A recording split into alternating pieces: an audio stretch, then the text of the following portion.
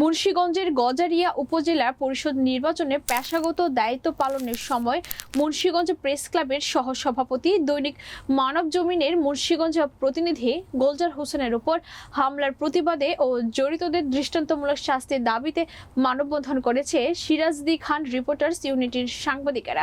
মুন্সিগঞ্জ প্রতিনিধি M A Qayyum মাইজ ভান্ডারীর প্রতিবেদনে দেখুন বিস্তারিত। রবিবার বেলা 11:30 থেকে ঘণ্টাব্যাপী উপজেলা সমবায় মার্কেট সড়কে এই মানববন্ধন করা হয়।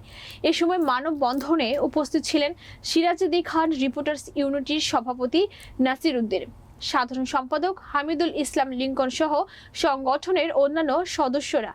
মানববন্ধনে সাংবাদিকেরা বলেন, ভোটের দিন হোসেন্দি ইউপির চেয়ারম্যান মনিরুল হকের নেতৃত্বে তার ভাই ও ভাতিজারা ভোট কেন্দ্রে দায়িত্বরত পুলিশ কনস্টেবল সোহেল রানাকে মারধর করে। সেই দৃশ্য ধারণ করায় চেয়ারম্যানরা সাংবাদিক গোলজারকে অবরুদ্ধ করে নির্যাতন করেছে। ওই কেন্দ্রে থাকা 7 জন সাংবাদিককে আধা ঘন্টা অবরুদ্ধ করে মেরে ফেলা, হাত পা কেটে নেওয়ার প্রকাশ্যে হুমকি দেওয়া হয়। এর আগে এমন ঘটনা জেলায় কখনো ঘটেনি। এই ঘটনার তীব্র নিন্দা এবং আসামিদের দ্রুত গ্রেপ্তারের দাবি জানান সাংবাদিকেরা। আমরা সিরাজদিখান রিপোর্টার্স ইউনিটি এই মুন্সিগঞ্জ জেলা এবং সিরাজদিখান উপজেলায় কর্মরত সকল সাংবাদিকদের স্বার্থে গঠিত একটি সাংবাদিক সংগঠন। আমরা এই সংগঠনের শুরু থেকেই এই জেলা এবং উপজেলায় যারা সাংবাদিকতায় কর্মক্ষেত্রে গিয়ে যদি কোনো বঞ্চনা লাঞ্ছনার শিকার হয় এবং তারা যদি কোনো নিপীড়নের শিকার হয় তাদের পক্ষে হিসেবে আমরা এই সিরাজদিখান রিপোর্টার্স ইউনিটি তাদের পাশে দাঁড়াই। আজকে সাংবাদিকের উপর হামলা ঘটনা নতুন নয়।